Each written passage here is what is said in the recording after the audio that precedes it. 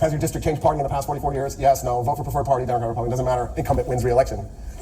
So, you laugh at the soccer hooligans, but it might not just be soccer hooligans you ought to be laughing at, just for the record.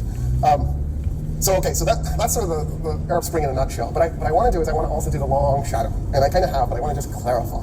So part of all of this that's happened is there's this sense of, can the people win? Can democracy happen?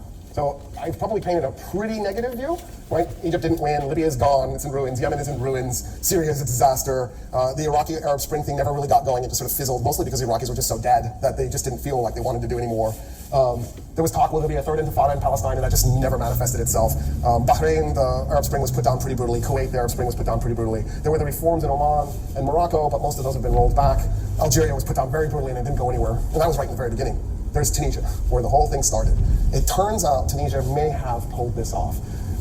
They ended up with a coalition government that was basically the Tunisian equivalent of the Muslim Brotherhood with some liberal elements. Eventually, the fundamentalist part of the government resigned. They held free and fair elections. The liberals have won those elections, so they've had a successful transition of power, which is a good sign, right? Because it didn't end up with military force. It didn't end up with another violent revolution or protests in the streets. So there's a little bit of hope for Tunisia. So there might have been one Arab victory. There's Burma. That was kind of a nice victory, even though they're not Arab. But having said that, of course, it looks like Aung San Suu Kyi isn't the wonderful liberal winner of virtue and democracy that everybody had hoped she would be. Her government has been very influenced by Islamophobic tendencies, and they look like their goal really is just to replace the military as another tyranny, but at least it won't be a military tyranny. It's early, maybe she'll turn this around, who knows, but I tend to be a cynic about these things.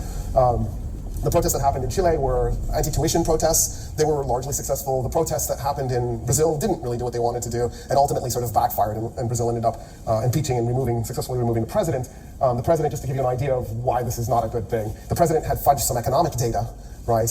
Because people were really mad at all this money they were spending on the World Cup and the Olympics when they were like, well, there's all this poverty, and the economy in Brazil had been surging and wasn't surging anymore, and she just wanted to make everybody feel better, I guess, or make herself look better. So she fudged some economic data. On the scale of sins that politicians do, fudging economic data I don't think registers as a major sin. I'm against it, don't get me wrong. It's just, like compared to selling a Senate seat or trafficking human organs, or maybe doing slavery or having cocaine on your helicopter.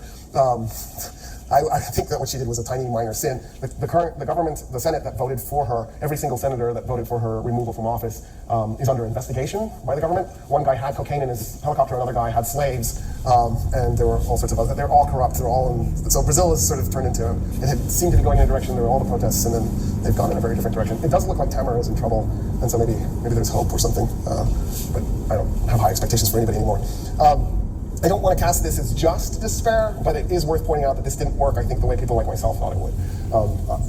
I really thought Egypt had it.